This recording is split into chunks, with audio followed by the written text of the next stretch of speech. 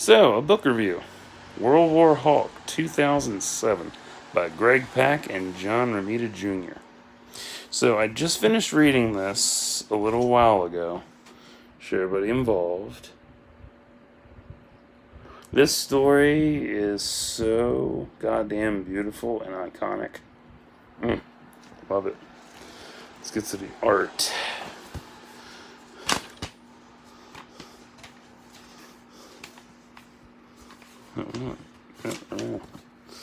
Alright, so I have this wonderful art that I love. And this is by Michael Turner. So, World War Hulk is the sequel to Planet Hulk. And also, well, actually, it's Prelude to Planet Hulk, then World War Hulk. And, man, this is it's a brutal trilogy, basically. Stop. The Illuminati, which is Black Bolt, Iron Man, Doctor Strange, Mr. Fantastic, conspired to send Hulk off world. They sent him into space. He ended up on another planet where he was enslaved and then made a gladiator, and then he fell in love, had a kid. Well, no, the kid came last. He had a good life. He is war bound. And he comes back to Earth. I love these pencils. God, these are so gorgeous. Comes back to Earth, kicks ass, gets revenge, dies as a result. Or in prison and all that shit. But yeah, this book, it's so good. And I was sitting here thinking about how if they turned it into a movie. And I know for a fact, if it was a movie, they would butcher the shit out of it. Because I have seen Planet Hulk. And that is a shit show. Literally a shit show.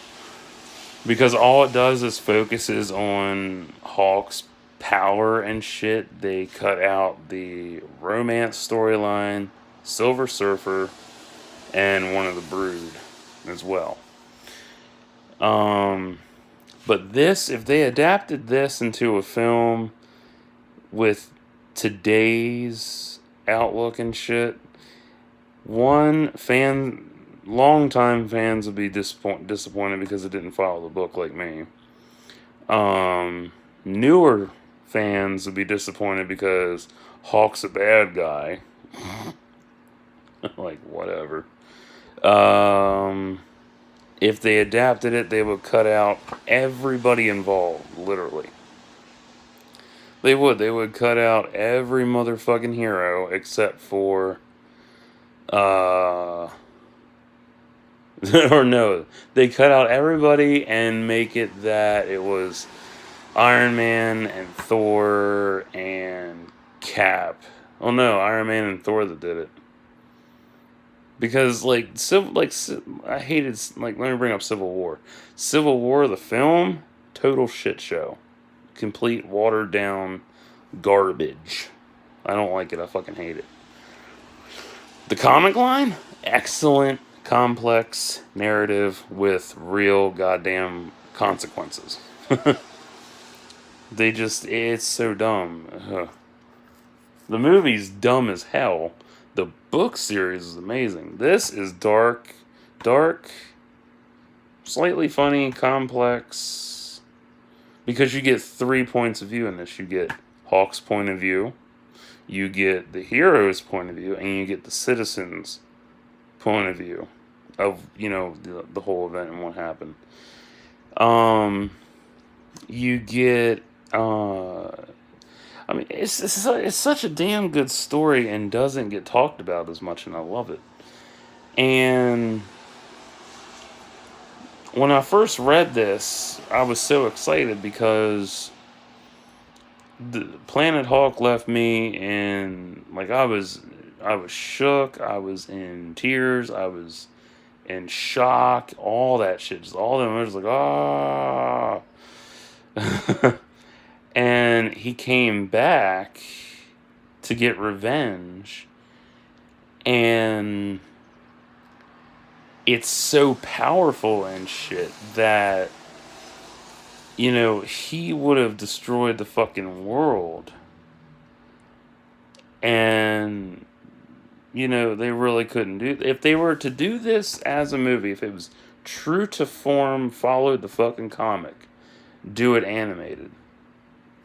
Seriously, just do it animated. It would save a lot of fucking time than, running out and getting a whole bunch of casting for a live action adaptation.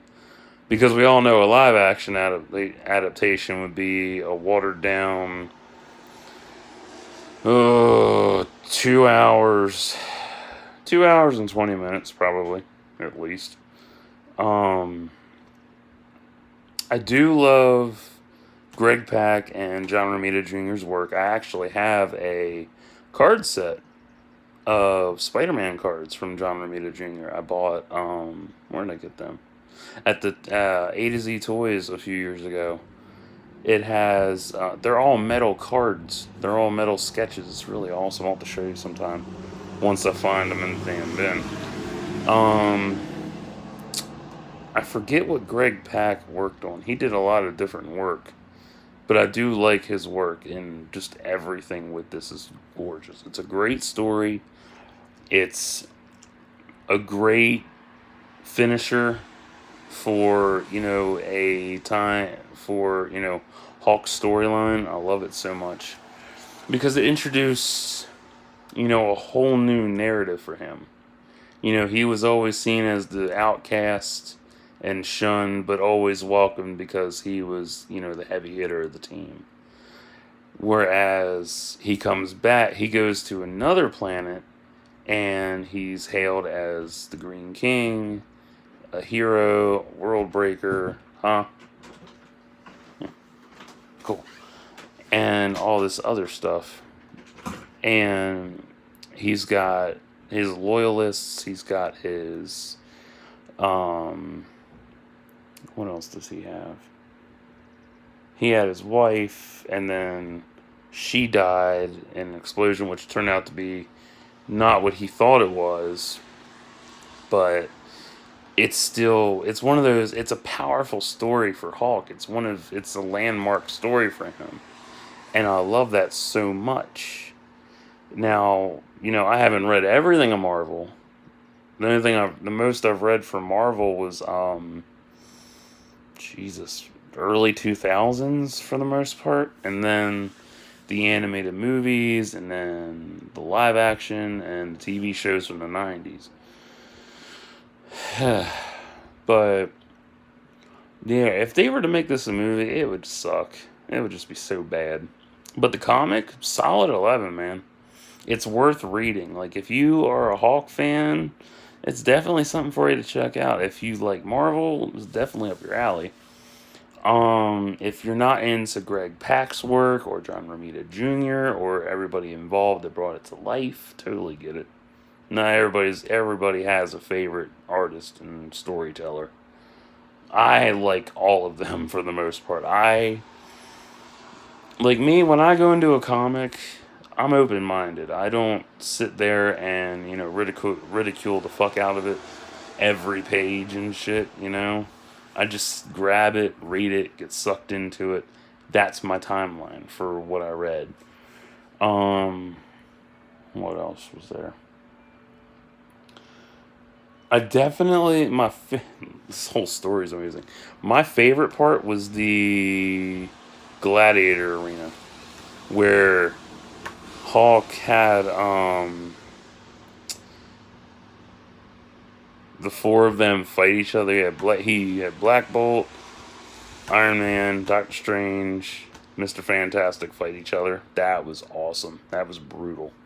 Because, for me, for 2007, that was brutal shit. Because he, forced them to fight against each other after he beat the shit out of them. And tore apart New York in 72 hours time. Yeah, it was 72 hours. Because I remember reading, I read the follow ups to this. There's World War Hulk Damage Control. I think it's a couple volumes, but I don't remember how many. And then there's Scar, Son of Hulk, but I don't remember how any of that ended. So I have to reread that then. But yeah, like he had a kid named Scar, and he didn't even know about the kid. So it's crazy. But this story by itself, like this whole storyline is phenomenal, highly underrated. Doesn't get enough recognition in my opinion. Um, Trying to think, what else was there?